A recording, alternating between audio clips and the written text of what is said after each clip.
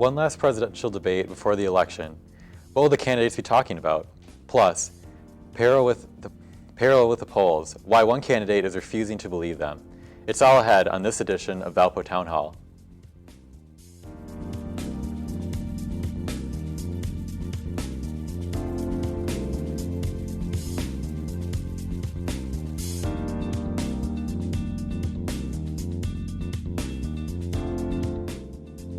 On Valpo Townhall here on VUTV. I'm Micah Topel alongside Carlos Cabaya and Teddy Riethmeier, our Democrat representative. Thanks for being here tonight, guys. No problem, Micah. All right. We'll open the show with some discussion on the recent airstrikes in Yemen that were authorized by President Obama. Carlos, this is seen by many as a more conservative political move compared to the typical actions President Obama has taken in the past 8 years. What do you think of this? Well, as a conservative, military aggression is the best policy. President Obama was taking a conservative approach to this problem, whereas he didn't take a conservative approach to the problem with the Iranian Navy 2 months ago, who was doing the same thing as the Yemens. And a big part of this is just, why did President Obama act now using military where 2 months ago he didn't with Iran, and why Yemen? Why a month before the election? Okay, well, I can answer that question. First of all, definitely the best policy is, when it comes to foreign policies, is not aggression. That is not something we would be doing, being the world aggressors. But second of all, when it comes to Yemen, Barack Obama was completely off base when it came to actually admitting that, or not admitting, giving authorization for that strike to happen. I mean, the targets were on non-civilian areas. They were on radar posts that were giving aid to the rebels. But then when you look at the faction that they aided there, it's a faction of Saudi Arabian forces that have been causing climactic death tolls. It's just been growing and growing in Yemen over these civilians getting bombed. At a funeral last week, 140 people were killed because of the coalition that the United States is supporting right now in Yemen and their bombings on the city of Yemen. I think we need to really reconsider this before we start launching strikes at people, even if they may have fired first at us. But I think we really need to reconsider who exactly we're supporting in this war, because I don't think it's Is it a war? Faction. Yeah, it's a civil war. In Yemen? Yes. Okay. All right. We've actually got a clip from the State Department that we can pull up on the screen right now to have the viewers watch. We responded in self-defense in accordance with international law. And last night's strikes don't represent in any way the opening of any kind of new front or new effort in Yemen's civil war. I mean, this is simply our ships came under attack. Yeah. We've responded. Has Obama been strict enough with foreign affairs over the last 8 years, or do you think that this is something that will go down as sort of a weakness in his presidency? I don't think this will be thought of at all in terms of his presidency. This is a very minor strike, though not an advisable one. Still, when it comes to Obama's record on foreign policy, we've been pretty good about maintaining our position as world leaders and world police, in a sense. And that's very controversial to a point when it comes to this new movement around surrounding Trump and Bernie Sanders that's more towards an isolationist United States foreign policy that's not going to be intervening with different countries around the world and trying to assert our influence into the role of what's going on in, say, Yemen, a civil war right now. But I don't think this will have any reaction on that at all. I think when it comes to foreign policy, Obama's done an outstanding job. We've dramatically decreased the number of troops in Afghanistan and Iraq. And in addition to that, I mean, Osama bin Laden's been killed. I think we're taking a pretty solid foreign policy standpoint at the moment, and I'd like to see it continue.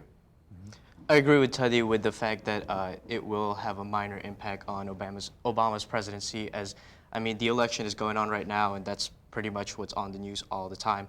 As for Obama's presidency on foreign policy, I think that he's done a great job with his values, as that he's taken a more diplomatic standpoint rather than military aggression. I believe that you're incorrect about the Afghan military decrease. I think Iraq, yes, but Obama's actually placed a lot more troops in Afghanistan recently, just because of the war that's going on over there. Okay, well, I don't know the exact numbers. I thought that they had decreased, but I don't. In Iraq, yes. Yeah, I suppose we're not history or Right. political experts, so Well, we should be. we should be. Let's Yeah, move of on to course. something we know. Do you think so? I know a lot of people today in the country, there's a sentiment that people don't feel quite as safe as they were 8 years ago. Do you believe that's a correct sentiment people should have? And if so, do you think it's, whose fault do you think that is? Do you think it could be Obama's or some other outside factor? I don't even see an issue here. I mean, like when it comes to relative safety, when you're talking about a terrorist attack, the likelihood of one actually occurring is so minuscule. And then you look at like the measures being taken with refugees, with screening procedures for people coming into the United States, with different, I mean, even Guantanamo, I guess if you want to actually talk about something commendable as far as the actions we're taking to minimize the potential effects of terrorism. So, I mean, I really think that when it comes to 8 years ago, there was a lot more kind of a feverish nature to the fear that people were feeling surrounding terrorism in the wake of September 11 and other similar attacks. But right now, I really don't think that people in the United States have a base in being overly concerned about the current state of our security as a nation. I agree with you in that I think the world is much safer than 8 years ago. 8 years ago, we had a recession going on, and a lot of people were worried about what's going to happen to them. As for like security, though, I think in some areas of the United States, it's a lot safer. In some areas of the United States, it's not as safe. You know, there's always like attacks on either cops or minorities, and in the last couple of years, there's been like a lot of like Black Lives Matter, and in those areas of the United States, I think like it's not as safe as it used to be 8 years ago. Mm-hmm. Yeah, I know that the Black Lives Matter movement and stuff like that has, I guess, been one area where people have had growing concern over the last 8 years. That wasn't really an issue until. However, like don't blame Obama for that. You know, Obama's a representative of the country. He's not. There's also no reason to be concerned about a Black Lives Matter movement that is posing no danger to anybody, anywhere, ever. Well, like, when it's there's a movement. protests and there's like gun fires going off towards cops. There have been more black people killed by cops than black would people have ever disagree with killed that. in a riot for Black Lives Matter. I would disagree with that. There's I mean, there's no base for there's that. white, like the statistics show that more white people are attacked by cops than black people, and I mean, still, like, yeah, that may be statistically sound, but like when it comes to a protesting movement, this is a group of people that are coming together using the right to some of assemble, these the right riots to free have speech. been violent and like. I mean, they've like, caused destruction, but you know, people- that's to raise awareness for something that's actually going on, an injustice being done to these people that they feel I is wouldn't being say done it's to them. just to. I don't think it's justified to say that these riots are actually good. I think that they raise awareness. They bring people into the It raises into the conflict. awareness, but it also raises violence. I don't think the I little bit of disagree violence that with comes you. out of the Black Lives Matter movement is actually anywhere significant. It's not even a thing. There's no violence in the Black Lives Matter movement. A lot of Like- people would like, yeah, disagree with you there on may that, be though. there may be circumstantial violence of people getting too angry, but that's because it's over racial injustice, something that's been affecting this country for way too long. Let's wake up here, people. Like I'm it's, pretty it's sure black people standing racial up for their own injustice lives. is not as bad don't- as it was 40 years ago. It's not, but it should not be this much of an issue right now. It shouldn't be. This is completely isn't off an topic issue. too. We're talking about foreign policy and people's feelings as far as how that goes. True. We're just kind of letting the past show 8 roll years, and see what happens. So although the current focus here in the show especially has been on the current president, it's we're going to be shifting after the break to our focus will be shifted to the polls. We'll take a look at how both candidates are doing across the country and whether they are willing to believe it. Stick with us.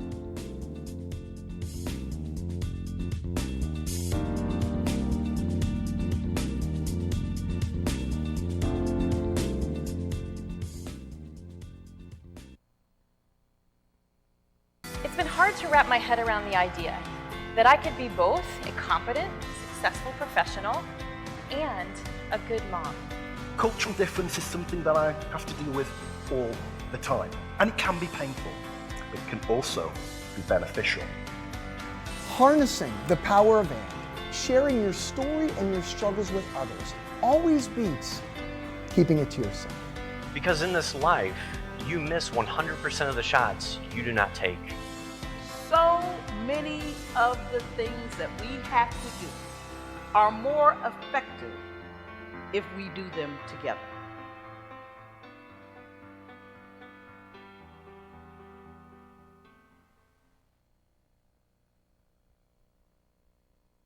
Everyone knows John Guilford is one of the best defenders on the team. He's one of the best in the PFL, and he puts a lot of time in on the field to make sure of that, but he also puts in a lot of time off the field to do that too.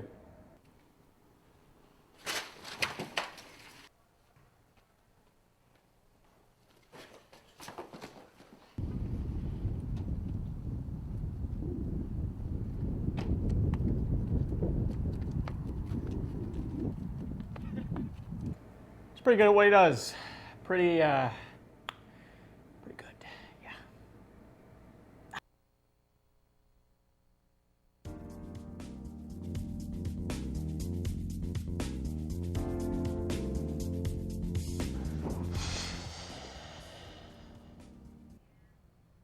Hillary Clinton is leading Republican rival Donald Trump by 8 points among likely voters. The poll's average shows Clinton has a 47% support from likely voters. Trump has 39% support. The poll of these polls analyzed data from 4 of the most recent surveys, including ones from Fox News, NBC News, and the Wall Street Journal. Also the Washington Post and ABC News, so quite a compilation. All 4 of the polls were taken after the release of a 2005 tape showing Donald Trump making vulgar comments about sexually assaulting women.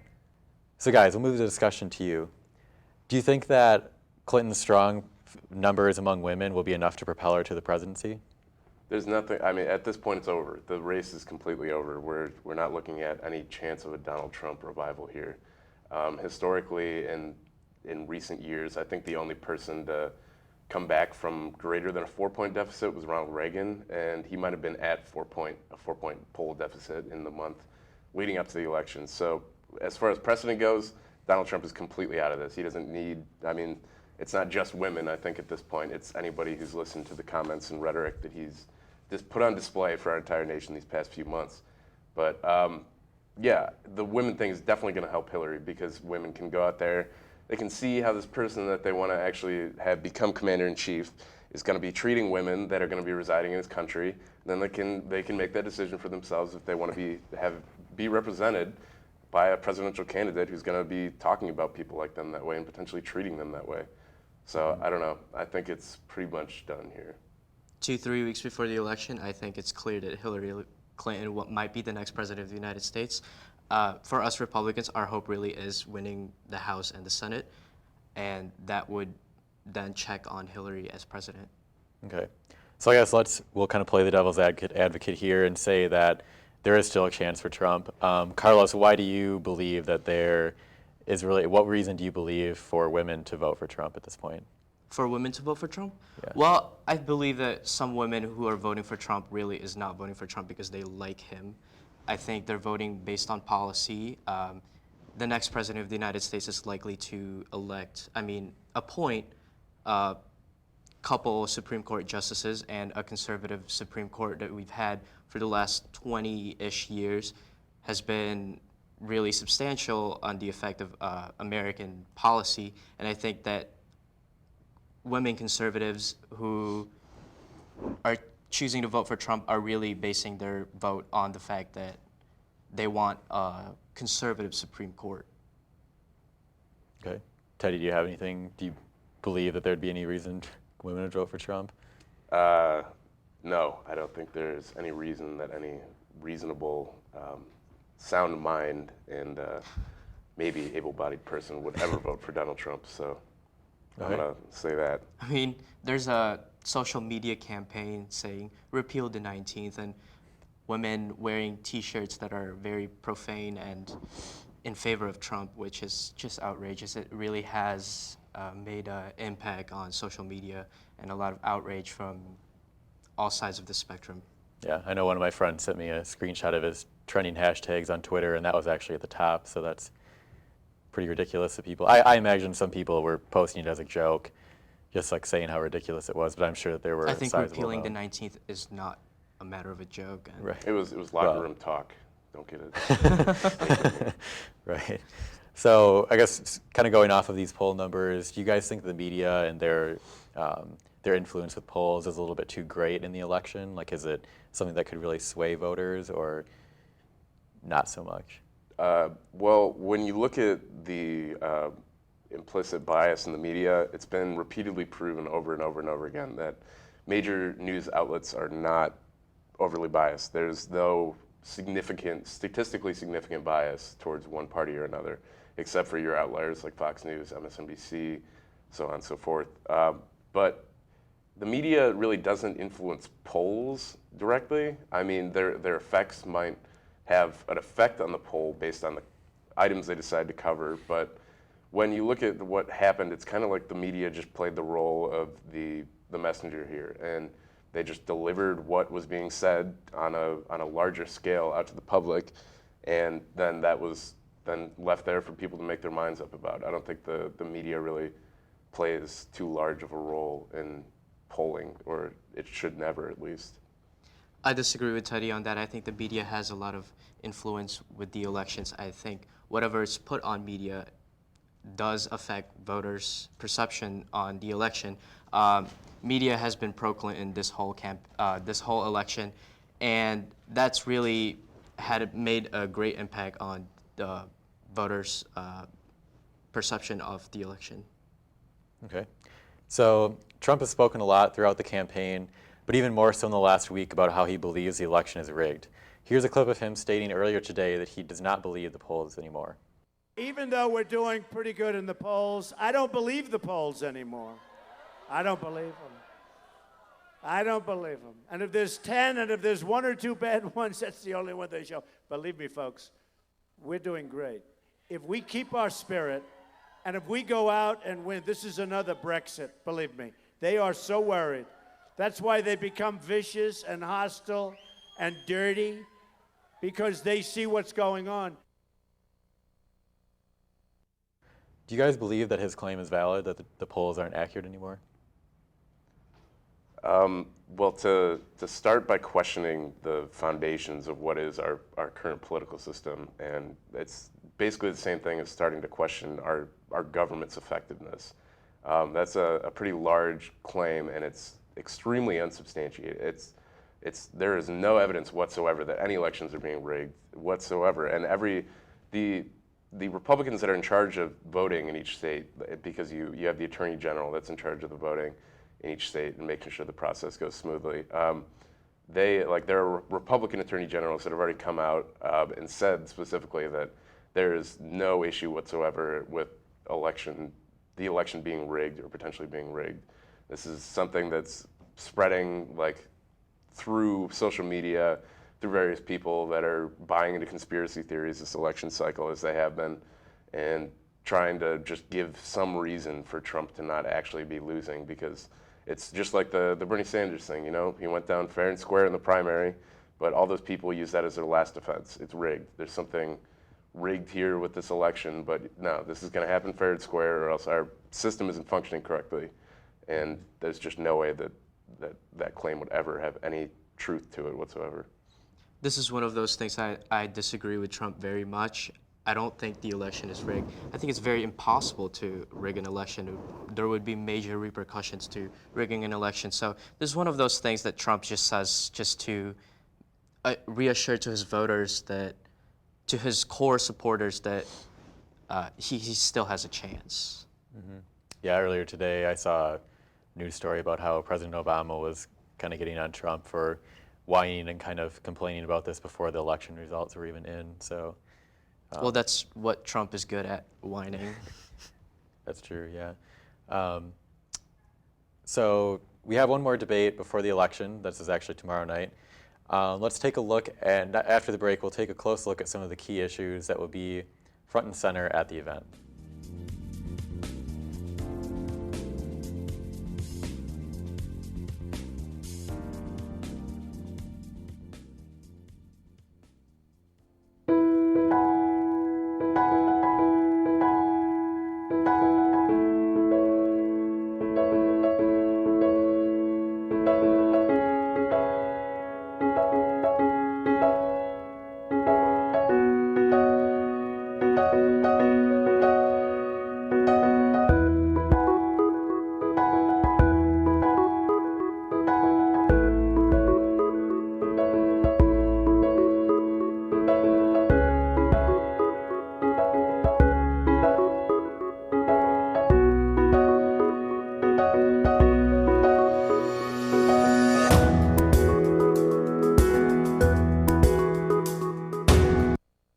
morning, Valparaiso University. What's a better way to start your day than with a new jam?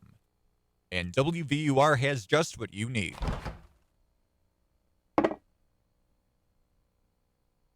But if you close your eyes, does it almost feel like nothing changed at all? And if you close your eyes, does it...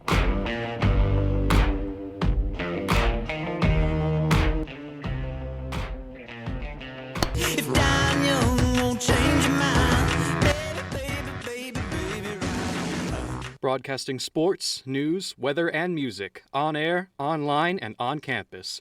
WVUR is my jam.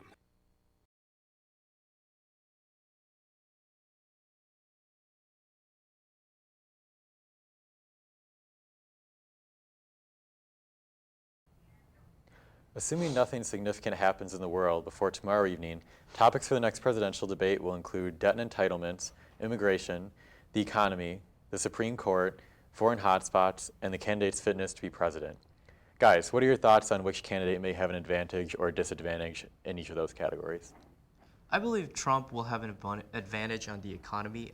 Polls show that Trump might do better at improving the economy than Hillary Clinton, but I think Hillary Clinton definitely will outshine Trump on immigration, for example. I mean, Trump's immigration policy has been based off the wall, and that's not strongly favorable to voters as of right now. There's a lot of stuff you just unpacked there as far as different topics go. But I'm going to posit that I think Donald Trump will just be as consistent as he has in the past with what he's tried to talk about during debates, which is to take the subject off actual policy ideas and how to implement those and bring it back to more of a reality show type thing where you get on people about all the little dirt that's been in their past. Like maybe you bring... Just like The Apprentice. Yeah, exactly. It's just a show for people, for Donald Trump. I don't think he has any real policy stances that he's actually going to champion there. Or, I mean, he will for the Republican Party, but I don't think he actually really cares about anything that he's doing here, or that any of it will really have a lasting effect. Maybe I'm being too harsh on him, but I don't know. That's my opinion. I definitely think that both candidates will be hostile towards each other again. The last presidential debate, there was a lot of hostility between the candidates. They didn't even shake hands before or after, and they were just very cold to each other. And I think that's going to be a repeat with this presidential debate tomorrow evening. And yeah. Okay, so then I guess that kind of leads us into the next question. Do you guys think that the candidates, there was a lot of scrutiny, as you said, about the demeanor that the candidates had toward each other in the last debate? Like you said, they didn't shake hands at the beginning. I guess we can start out with an easy, kind of trivial question. Like, do you think they'll shake hands at the beginning of this debate? Yeah, I think now that, after the last debate, I think that was partly motivated by the women comments, and that Hillary might just have assumed that he didn't deserve her respect after after such comments had come to light. At least that's what I'd like to think kind of happened there. This one I don't think will be as volatile. I think people paid attention to the fact that they didn't shake hands, and I think that they're going to be paying attention to that once again, and that'll be a good sign that they're trying here and working a little bit. And I think they did shake hands at the end of the last debate. So I think they did, yeah. I think it might have just, Donald Trump's an awkward guy, you know, he just does weird things. Like, that was probably on him, I'm going to say. Yeah. I really hope they do shake hands at the beginning of this debate. I think that not shaking hands is a sign of weakness towards each other. I think how can we expect either candidate to be president of the United States to be diplomatic towards other nations if they can't even shake the hands of their presidential candidate opponent? Mm-hmm. Yeah, it will be a different format, I believe. It should be a standard podium, and that could have, I guess, had something to do with it. Maybe the more personal, up and close interactions could have had something to do with the hostility in this last town hall debate. Do you guys, what do you think has led the candidates to act the way that they have been with the hostility and the lack of handshaking and just kind of general animosity toward each other? It's just a ridiculous campaign. Like, I've never been so embarrassed to be like studying politics in the United States at the moment, with this being what the election looks like. Like, this is absolutely a disgrace to American elections, to like the people that have run for president in the past, for the parties that have put together like the elections, all the campaigns that have previously run in the United States and been extremely successful based on values, based on party platforms, not based on popularity and based on random comments about whatever xenophobic type of stuff you want to get into with Donald Trump. Like, I really want to get back to like policy with composed leaders who are going up there and actually competing for our vote and not throwing it away to the tune of, I don't even know. I'm just over it. I think I agree with Teddy on this, that this election has been a disgrace to really American history. I think that both candidates are unqualified, and that I can't fathom the fact that America has been boiled down to these two candidates because of our election system. Okay. Do you think future elections will, like the 2020 election, I believe, will that one, do you think it'll be better? I really hope so. Yeah, I mean, I have full faith that it'll be a much better election, that people realize after this what has happened. Well, that about does it for this edition of Valpo Town Hall. For Carlos Cabaya, Teddy Riethmeier, and all of us here at VUTV, have a great night, Valpo.